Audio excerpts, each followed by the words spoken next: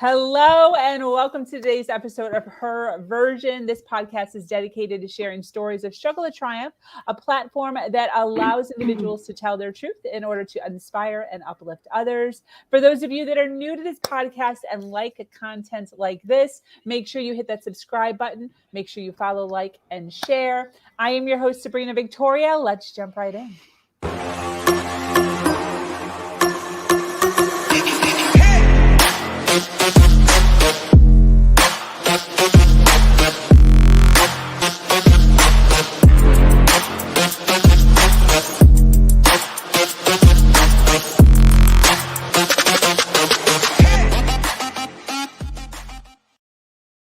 Hello, and thank you for joining us today for this episode of Her Version. The Her Version platform is built on storytelling and the understanding that many times our greatest learning experiences come from listening to other people's stories. Today, I'm speaking with an amazing woman named Maya.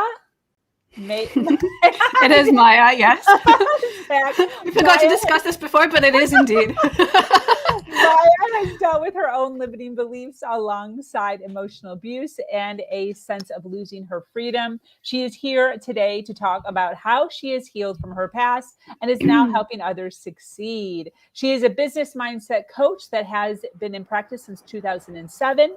She has worked with hundreds of clients specializing in supercharging performance and confidence in personal, academic, and professional lives. She is an expert in the Sedona Method and is here to talk about limiting beliefs and so much more. Welcome, lady. How are you? Hi, thank you so much for having me. I'm really excited to be here. Yes, thank you for joining us. And yeah, sorry about that. Usually I do go over that, but it's such an easy name that I didn't even think about it until right before I know. And then I'm like, Maya or Maya? I know. Don't worry. It's happened to me before. Just after, 3 months of knowing someone. Actually, how do I pronounce her name? Oh, that's good. That's great. Well, thank you so much for taking some time out of your day to hang out at the Her Version podcast. I so appreciate you taking the time. And I'm super excited to dive into all of your journey. It's definitely one to listen in on. Definitely want to listen in because I think so many women can somewhat relate to a lot of this, for sure.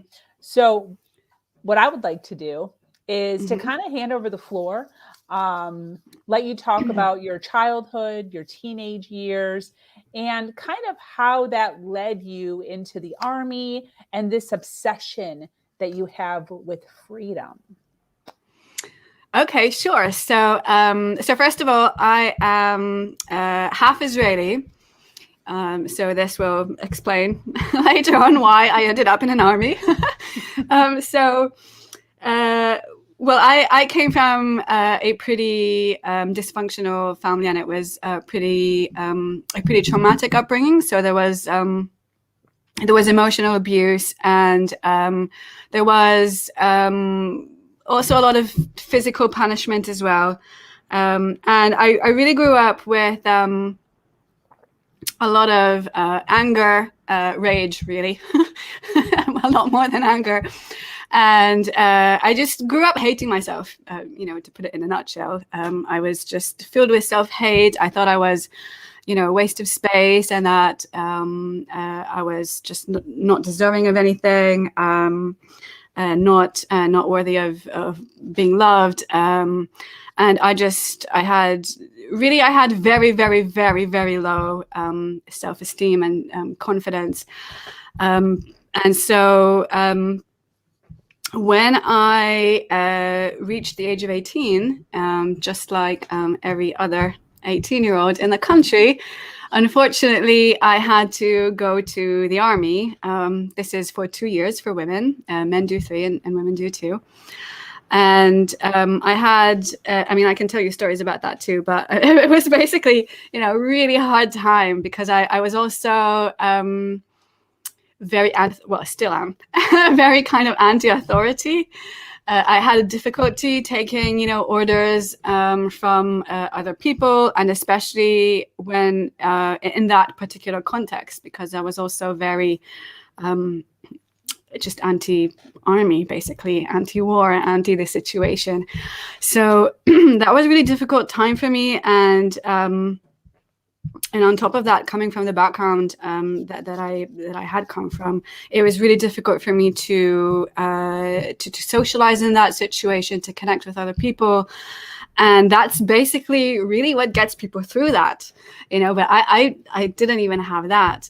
So I was, it was really a nightmare, like having to wake up every morning and, do what I needed to do, and then come back home, because I was, I was serving on a base that was close to home. So at the time, you kind of had a choice between serving far away from home and close to home.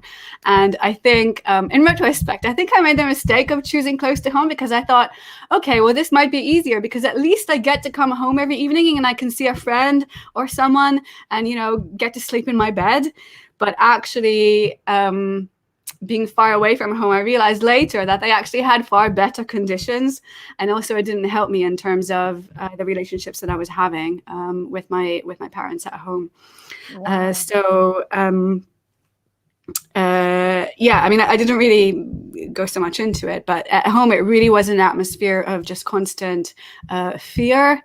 And I was very much closed up always in my room, and it was just it was always tense. It was always very, very unpleasant. So anyway, so after spending 2 years in the army and really having a very difficult time, the time has finally come for my release. And I thought, like, oh my God, and I'm finally going to be independent. I'm going to be this free adult, and I'm going to go out into the world and do what I want and be who I want and express who I want to be. And when the day arrived, and after that day arrived, I very quickly realized that the army wasn't what was standing in my way, and that I was the one in my way. So, sorry. And so I really began to recognize all the fears that I had in me, or the limiting beliefs that I had in me, or the rage that I had in me, and all this self-hate that were really keeping me, like a prisoner in my own little world. I was unable to communicate with people properly. I was unable to trust people.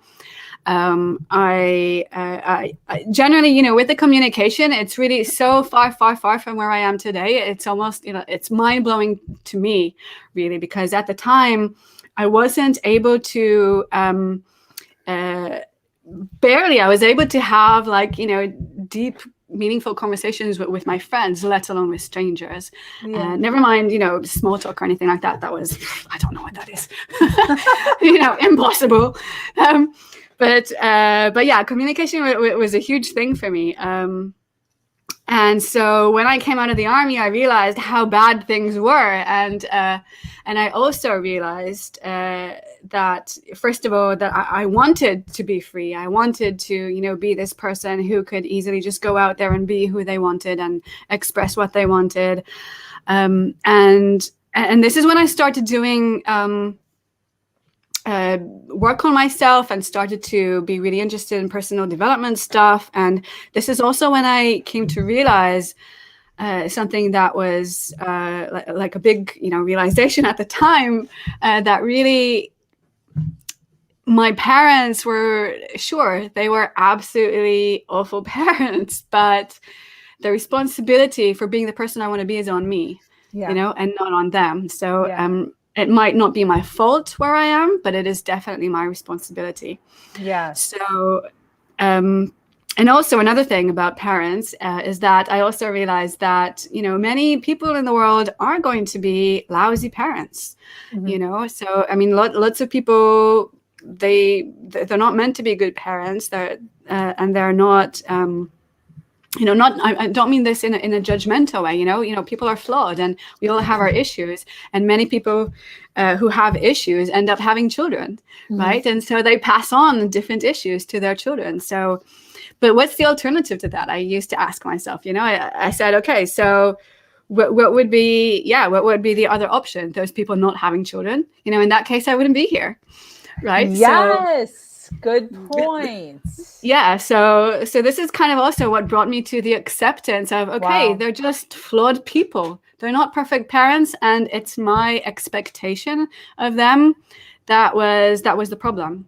It wasn't them really. It was me expecting them to be good parents to me. That was causing me my suffering. And when I realized that, it's okay. They're unable to give me what I need. And that's fine if I can take that responsibility and give myself what I need. And so, so when you were that young, you kind of said that right around 18 when you left, or right around 18 is when you kind of started to realize this whole freedom thought process in your head. Can you pinpoint? Go ahead. It was after. I was just going to say 18 was when I joined the army. So I was getting obsessed with the idea of freedom because I wanted it. Okay. But when I was 20, when I was released, then I really started to really recognize and realize what freedom actually was, and that it wasn't the limitation of the army. Yeah. So did you at that point connect? Like I know now, but at that point, were you connecting your obsession with freedom with just the army, or were you actually connecting it and realizing that you were lacking freedom for your whole 20 years? Where were you at mentally? So, I did absolutely make that connection because, like I said, again, I was very, I was just full of fear and rage. That's what I was made of at the time. Rage, fear, and self-hate. And I didn't want to be that, I had this idea in my head of, what I wanted to be like. And I don't know, I guess this kind of just general idea of freedom and like passion for life and all this kind of thing. I think I always had that. And it was just increasingly getting more and more and more frustrating to me, realizing how blocked I was from that and how far away from that I was, and how I was wasting my time. This is a big thing. I was really spending a lot of time, finding myself spending a lot of time on regret, and all the stuff that I'm not doing and all the stuff that I feel like I'm unable to do or unable to say to people or unable to connect with people, and I was like, what the hell am I doing here? What am I here for? And am I going to be living for the rest of my life like this? This is ridiculous. This is not why I'm here. So yes, I absolutely made that connection, but I thought that what was stopping me was me still being at home, still being a teenager. And then I was in the army. So that was in my way, and so this is what I mean by only when I was released from the army and suddenly I could do whatever I wanted to. I could move out if I wanted to. I could do that if I wanted to. But then I realized that it's only, my inner blocks, that those were my inner barriers that were stopping me, and not the situation. Yeah, 100%. So when I really started to realize that, and I started to work on myself and looking at just different people or resources or books and things like that. And one thing that I kind of started to do was to kind of force myself into being free, which meant, okay, I'm just going to say everything that I want to say, everything that I really mean and everything that I feel and all this. And another, actually, I don't know if I mentioned this to you in our previous conversation, but this was another big thing for me, is that throughout all this period of the army and also my years in high school, I had a friend, a guy, and he was one of my best friends. And after some time, I realized that I had very strong feelings for him. He was more than a friend to me. And he was close to the degree that, and I was also close with his family, and his mom was absolutely lovely. And she would kind of like take me under her wing. And there was one time when I was kicked out of the house during the army. Mm-hmm. And she took me into her home, and I actually lived with them for 3 months until my dad invited me to come back. So yeah, we were very close, and I was in love with him, and I knew that there was no chance in the world we would ever be together. Mm-hmm. He was also at the time just exploring his sexuality, so it was just like completely not an option. But it wasn't the point. I had to tell him, just because you were friends for so long, and it was just kind of the unsaid thing. Wow. And I kind of assumed that probably he knew, but I just wanted to say it, and I just wanted to be free of it,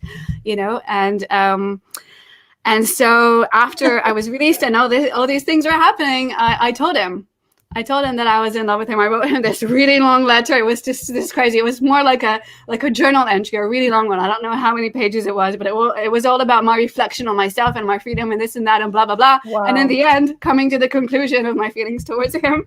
It's kind of funny. Hopefully he made it to the end. Did he read it all the way till the end? He did read it.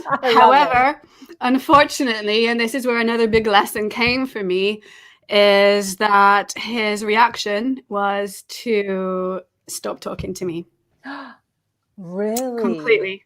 This was after years of being friends. Now, to this day, I don't know what exactly his reasons were. I can, assume, different things and speculate, but it was what it was. He stopped talking to me, and he completely cut off all contact, just like that.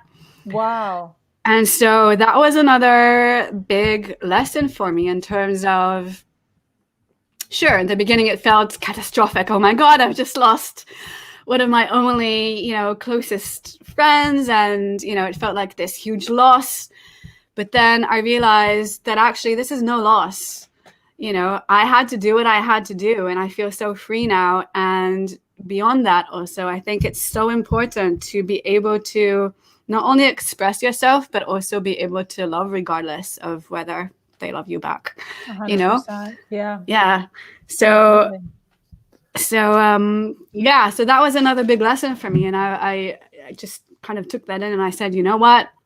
I'm just going on a mission on this life to just be, again, free and passionate about life and about people. And I don't care whether I get anything back. I get back, I don't get back. It doesn't matter. I'm going to be the winner anyway. If I'm just going around like this and feeling high like this, from just feeling this love and allowing it to come out. And so, so that was kind of one of the things that happened during that period. But it was basically a really funny period for me after the army, because I was just coming out with just stuff all of a sudden, like saying things, and, people were feeling kind of uncomfortable. I lost some friends along the way, and I made some friends along the way. And it was just a very up and down, very emotional time for me. So that's kind of the background. And then I then discovered self-hypnosis, which I found an amazing tool for me. So we had this book lying around the house, which I don't know why, but it was this sort of popular book to have like a coffee table book. Yeah. Many homes that I've been to have had this book for some reason. And it was The Power of Your Subconscious Mind by something Murphy, Dr. something Murphy, I don't remember. It's a very old book, really old. And it's very, very kind of simple exercises. And I thought, hey, I'm going to take this seriously. And also I was really interested already then. I mean, I was always interested in like the nature of the mind and like, the universe and all these, big questions. They would literally keep me up at night as a child, like, what does it mean, infinite? I don't understand. Wow. That kind of thing. So I really got into this book, and another thing also that might be worth mentioning is that throughout all my upbringing and all the challenge and all the suffering and all that, the one thing I think that I'm really grateful for having is I always kind of had this connection to like the bigger picture in a way. I always knew that whatever I'm going through is just a part of a story. Really? You've always viewed it that way? I always did. And I always kind of felt this sort of connection to like the universe and I knew that this whole human experience is it's just a story. It really is. This is why I resonated so much with the Sedona Method, which we'll get to later. But I always did. It was always kind of like somewhere in me, I knew that there's something a lot bigger than this, and that I can look, at things in one perspective. And I think that's what got me through everything. even at a really young age. And I remember even like sitting, I really clearly remember these nights when I was kind of, I used to just go out my window and sit on the roof a lot at night because I was a real night owl. And this was also the time that I much preferred because nobody else in the house was, awake. So this was like quiet, like safe time. And I was just out on the roof with me in the sky. And, and I really clearly remember like times, just sitting there and just thinking about this exactly, and how it's okay. It's all just a chapter. And even if things, you read a story and it might not be a happy story, right? Yeah. But it's still a story worth telling, and it's still a meaningful one, and it can still be a beautiful one, even if negative things happen in it. Yeah. So, I'm just reading a comment. My story is just beginning. Oh, that's beautiful. Where was I? Oh, yeah. So hypnosis. So I started doing these exercises, and I really found that gradually they started to make a really profound difference in how I was feeling, how I was thinking and behaving. And the funny thing was that after a year or 2 years, I don't remember exactly, a year and a half, maybe, I don't know, I actually left Israel, which meant that I didn't even have to do the army, because in terms of, I could have gotten out of it at the time, because I never returned, and my whole fear around getting out of the army was around the implications that it would have later on in my life. Wow. If I were to continue living there. So it wasn't really intentional, me leaving for good. I just left to travel, but I never returned. That's just how it happened. And but I did really make it also a goal of mine. I didn't want to leave before I reached a state where I felt acceptance, Wow. towards everything that's happened, and where I was. And I really didn't want it to be an escape. So I did reach that point, and then I felt, okay, I'm ready to go now. I'm leaving because I feel that this is not my place, and I feel like there are other things calling me. It's not because I just want to get out of here.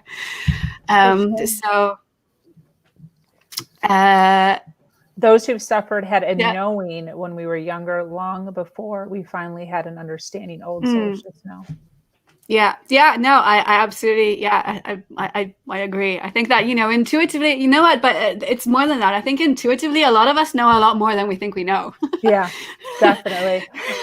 With that being said, I kind of want to ask you, one of the issues that I think a lot of humans, not just females, but just humans in general have is we know, right? Like, you had this feeling after you got out of the army that there was some changes that needed to be made. The freedom wasn't right. You weren't living authentic to yourself.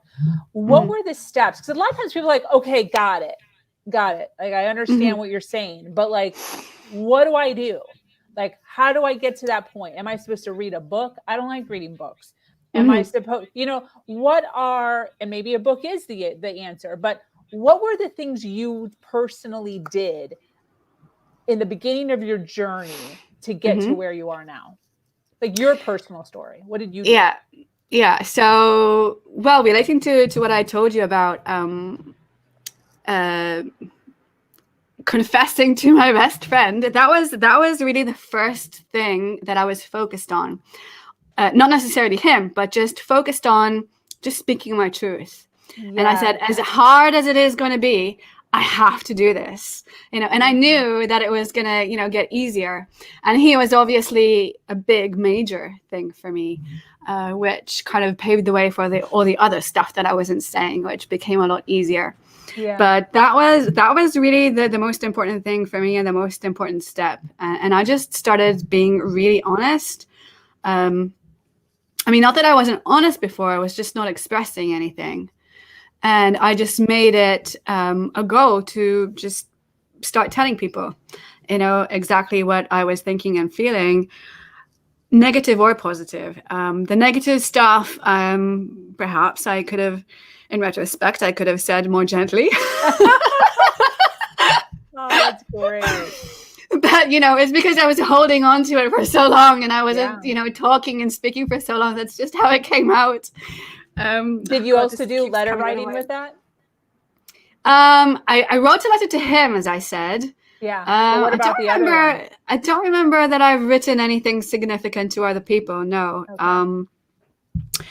But writing in general is one of my passions. So I was absolutely writing a lot just for myself. And that also helped me a lot with just to, just also, first of all, become self-aware of a lot of things. And also to, just to kind of, journal and see how you are with things and see how things are going, and kind of become more conscious of how I am being honest and where I'm not being honest and what things I need to work on.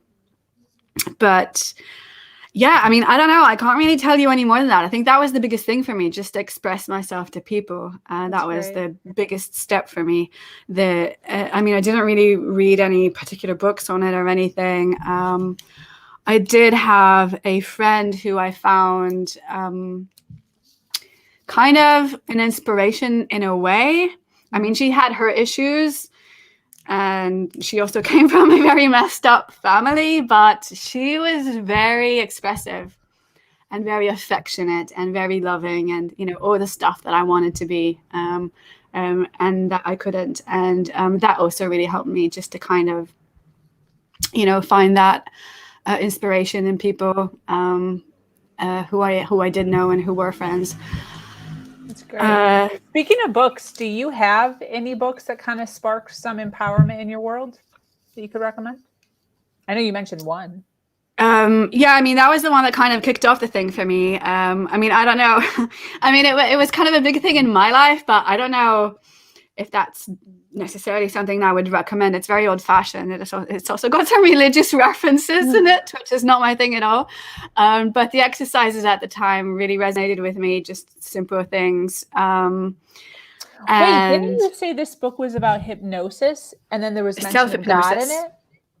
Yes, because he kind of refers to like the higher power as God, and there are some like, I don't remember exactly, but there are some like Christian sort of quotes out of the Bible or every now and then, which are, I don't mind them as such, and I can absolutely relate them to.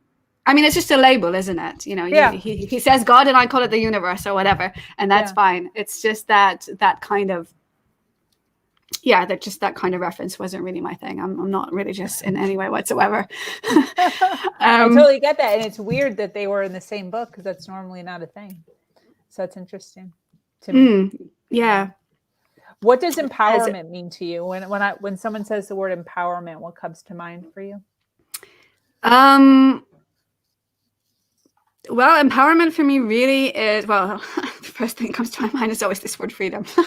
But yeah, it's really about becoming kind of self-regulating, and just being free again to be who you are and who you want to be, and create not only who you want to be, but also, the life that you want, and and having the tools to do that on your own.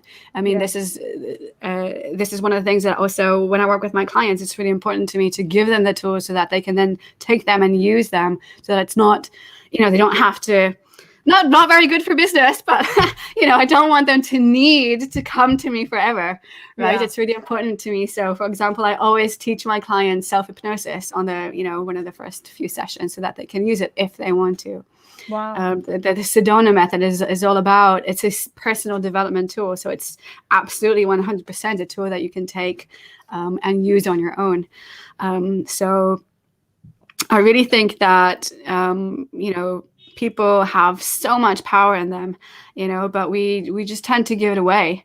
To circumstances, to governments, to parents, to doctors, to whoever. It's just, make my decisions for me, and tell me what to do, and how to live my life, and even on a subconscious level, even unintentionally, and even when we disagree, or the like subconscious conditioning, for example, about how we should behave, and even as women in particular, and what we should look like, and what success looks like, and what attractiveness means, and all this kind of thing. This is also disempowering us. So it's all about becoming free from all that, and free from the conditioning, and really just being you, and just being free as you are.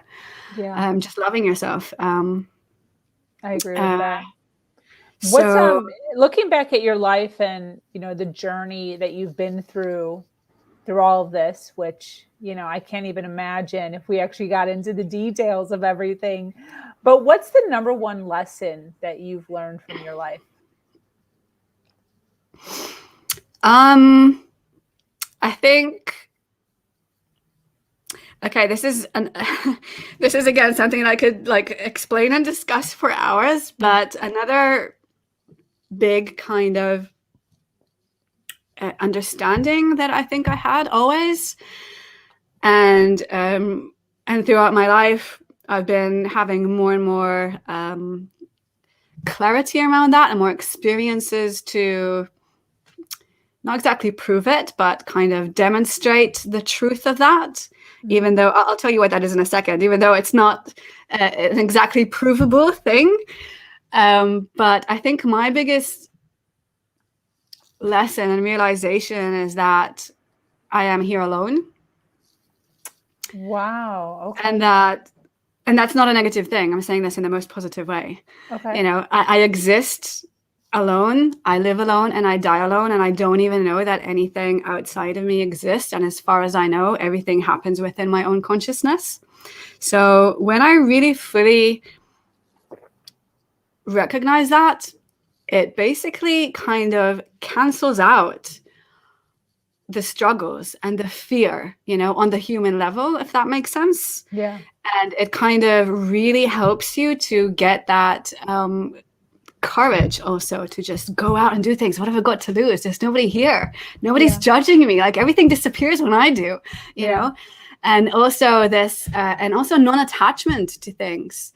And having no expectations of others, because if I'm fully here completely alone, then everything is really just, I mean, this is not a new idea, right? This has been taught in many other teachings and philosophies and all that, but everything is just a mirror, to your experiences. And so, like, I've got nothing to, like, in terms of ego, even, the whole, losing your ego to become a more evolved person, whatever. Like, for me, it was more kind of like, okay, well, hang on, but if I'm actually alone, like literally, utterly alone, there's nobody else to present myself to. Yeah. So, like, it's not about trying to be humble or trying to lose my ego in any way. It just drops, because it just doesn't mean anything, So I think that's probably been my biggest lesson. And I have had moments in my life as well. Again, long stories, too much for now. But I have had moments where I actually thought that I was losing it, like really losing it. And it was drilled into me when I was growing up that something was profoundly wrong with me. And I also, because I couldn't communicate because of my upbringing, but it was drilled to me even more.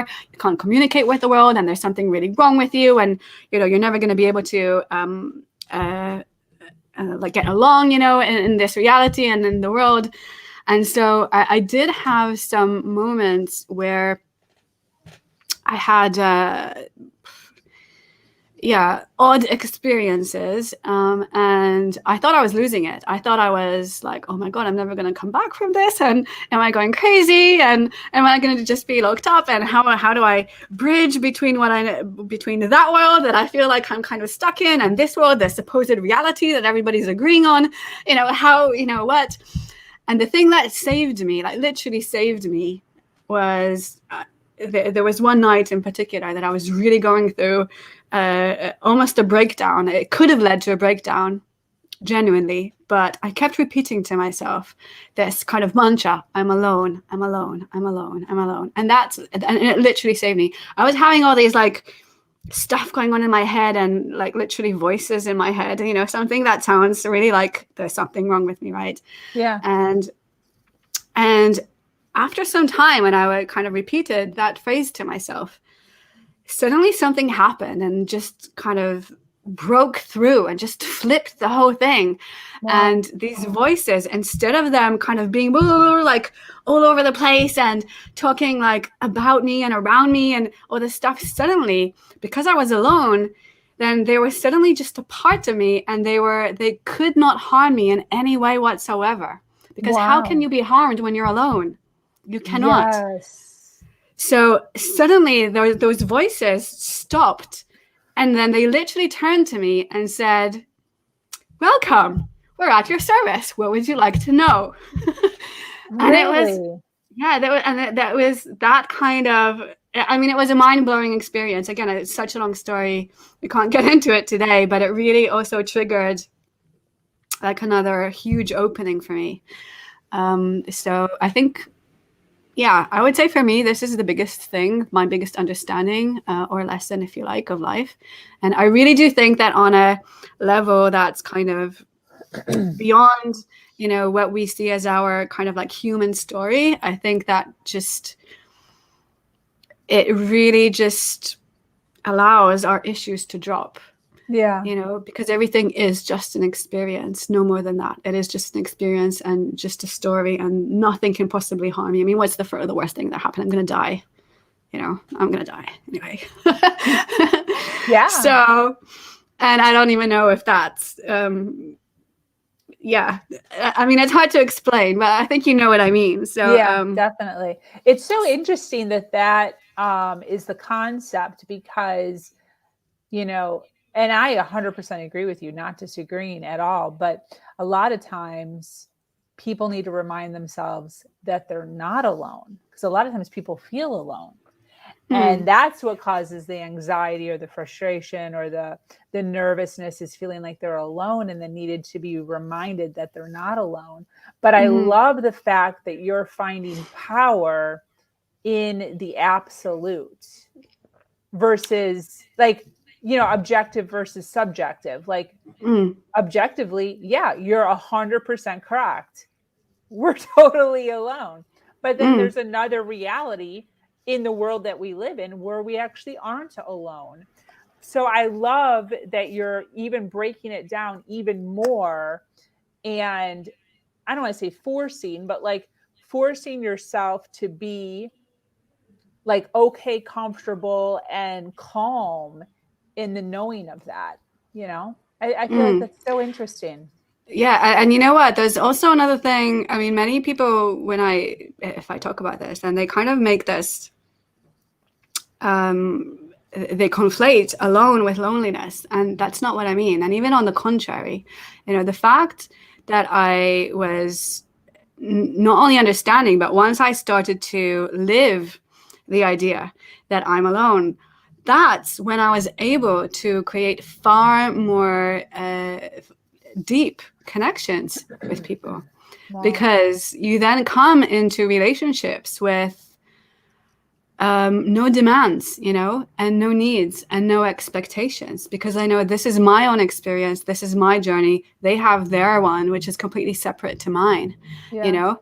And so I actually think that that absolutely, it serves me in the best way. And it doesn't mean that I'm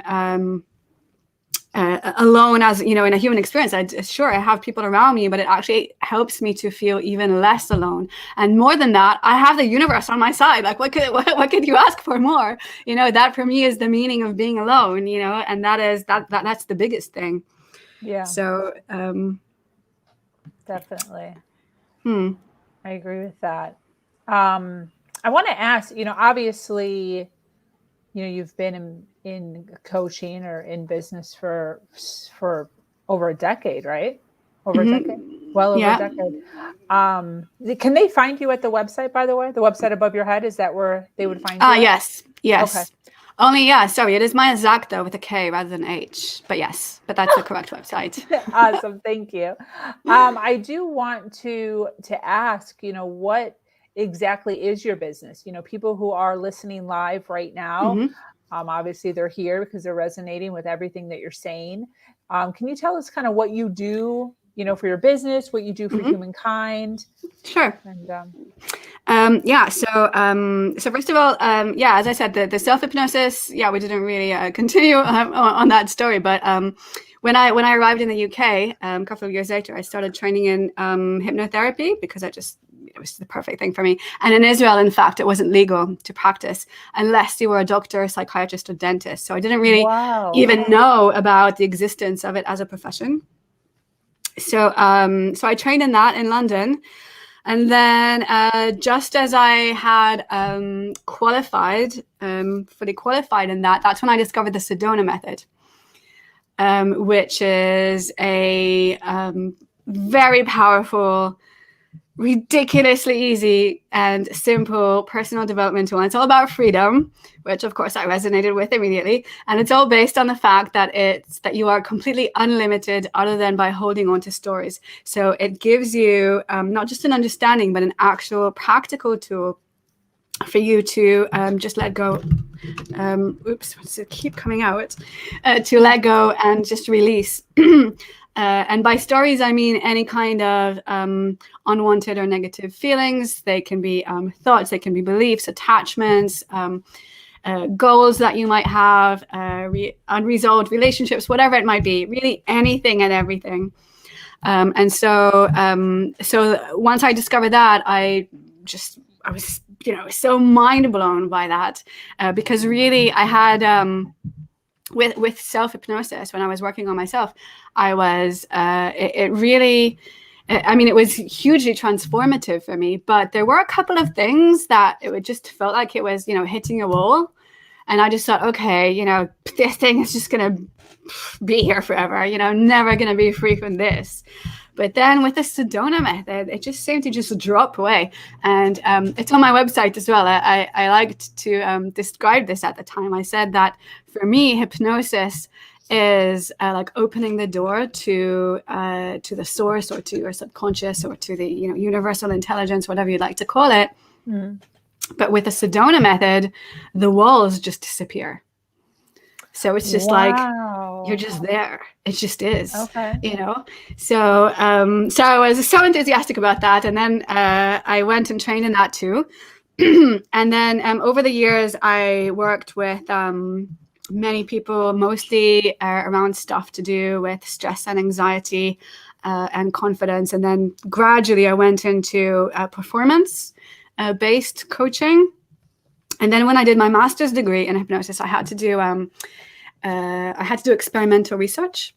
So I did research on the efficacy of hypnosis in helping university students reduce their academic and exam anxiety so they could do better.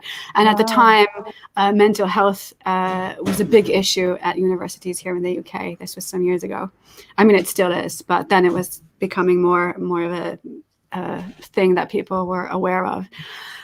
So my plan was to get that degree and then take hypnosis into universities and empower young people. And I thought it was a great time to do that too, because mindfulness had already become very popular here in schools and universities. So I thought, great, this is what I should do.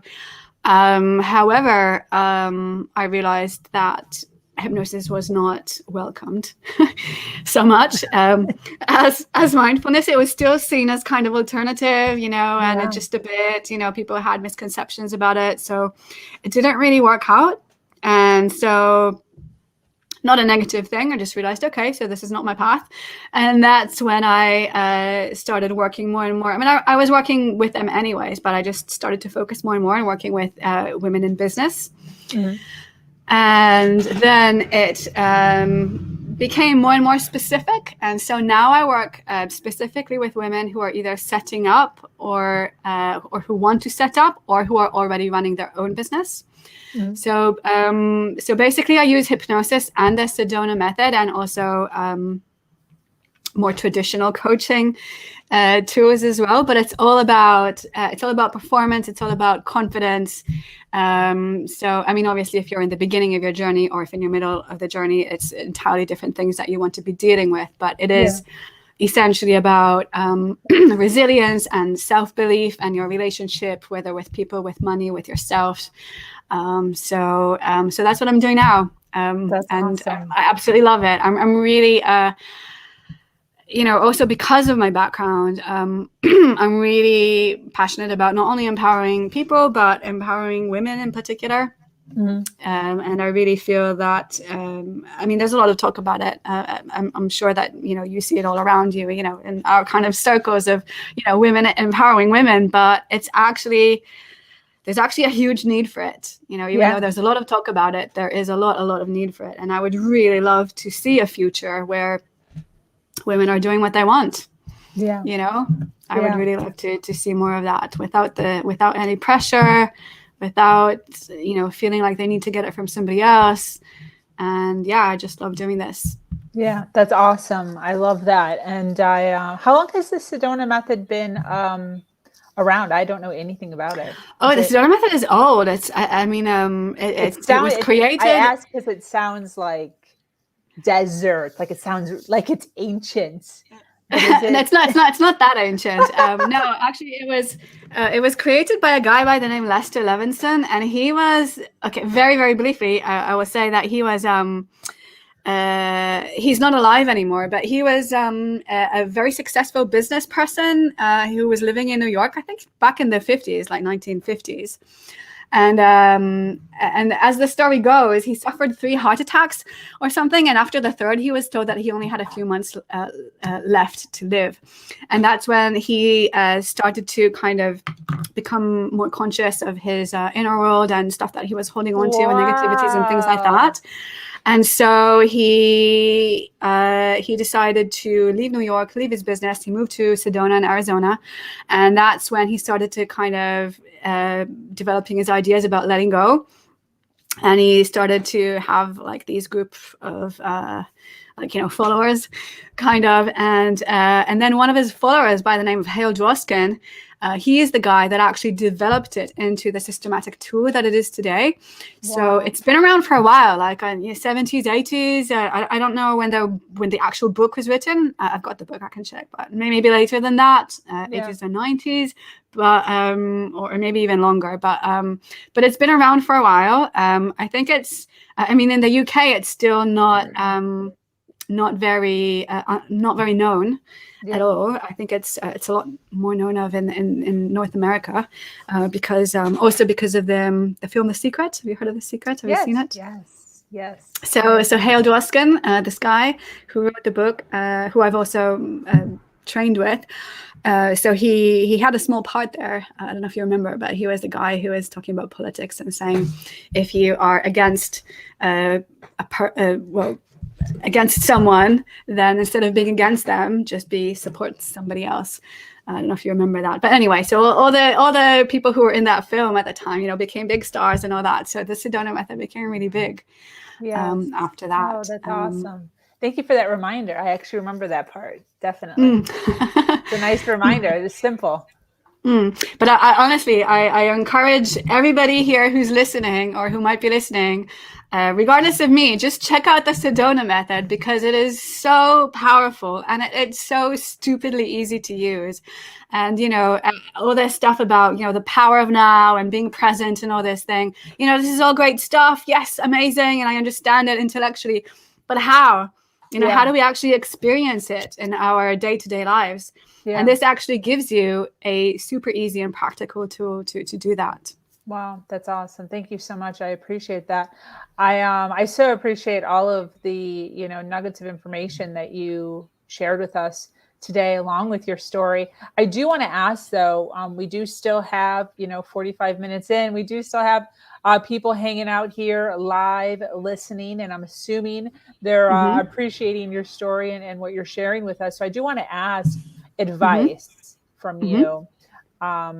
What would some advice be that you'd give to females who are feeling a lack of control or that freedom that you're talking about in their lives? What would you tell them?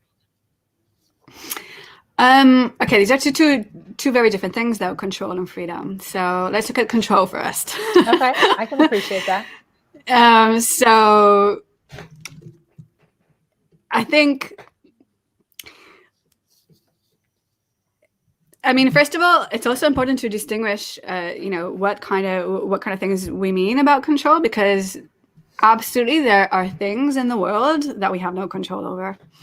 Okay. And we need to, be in acceptance of that. And the more we can accept that, then the more control we feel, if that makes sense. And one of the things in the Sedona Method, for example, according to the Sedona Method, everything that we experience comes out of underlying 3 wantings, subconscious wantings. So these are wanting control, wanting security, and wanting approval.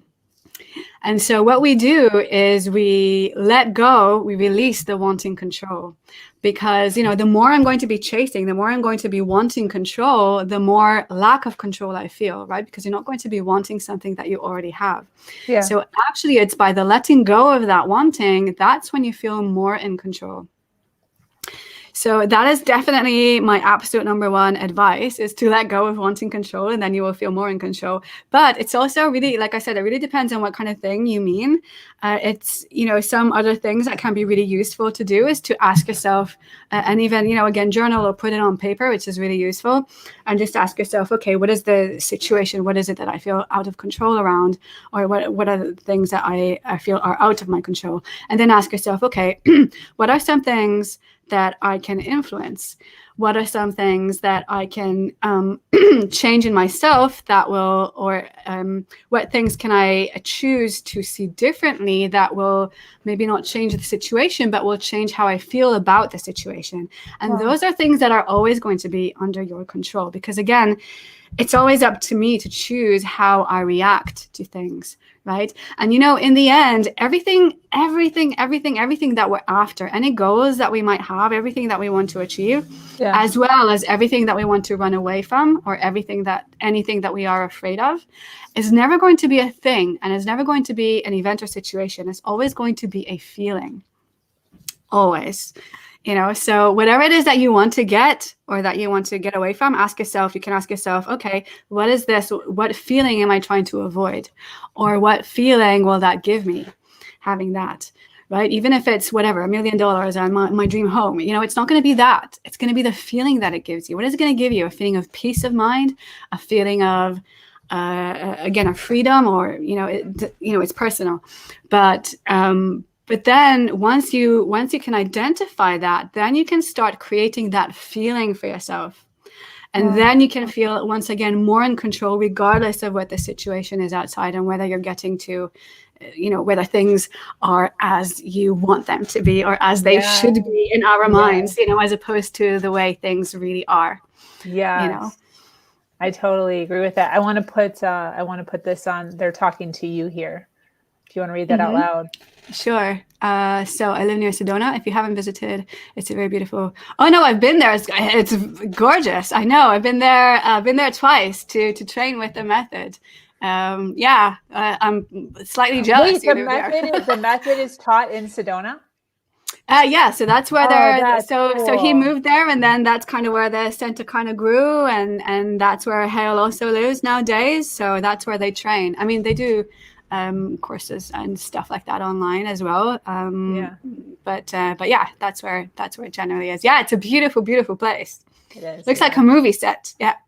Have you been there? Yeah, I went to the Grand Canyon for I think 7 days, and then 1 or 2 of the days out of those 7 days we drove over to Sedona. And yeah, I have pictures. Actually, one of the pictures on my website for her version, that life, is Sedona. Yeah, we did. It's a beautiful picture of the landscape there.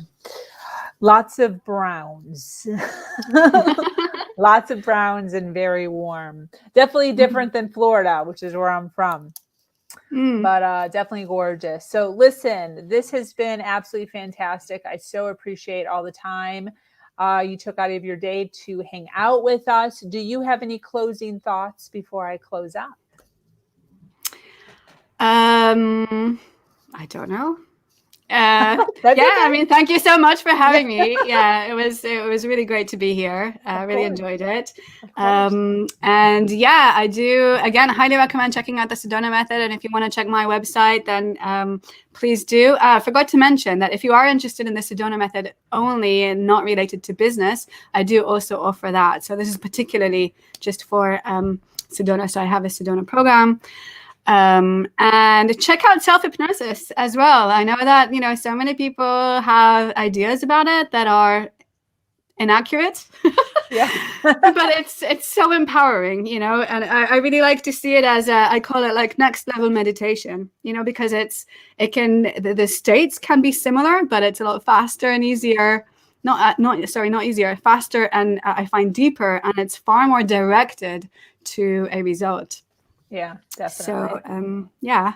Thank you so much for being here. Yes, thank you. And then for those of you that are listening live still, we so appreciate the support and the love that you're giving to us and the platform. For those of you watching on replay and still hanging out with us this far in, we appreciate it. Make sure you hashtag replay and give us any comments. We are always around and about on social media and ready and willing to read comments or questions or anything thereof. So I'm going to close up. Thank you so much for joining us here on Her Version. This community is expanding every single day, and it is filled with females who are striving to do better than they did yesterday. For those of you that are new to this podcast and like content like this, make sure you hit that subscribe button and you follow, like, and share. If you have an amazing story to share of struggle to triumph, be sure to reach out to me here or at herversion.life. I am your host, Sabrina Victoria, and I am so grateful to be here sharing a platform that allows people to share in their truth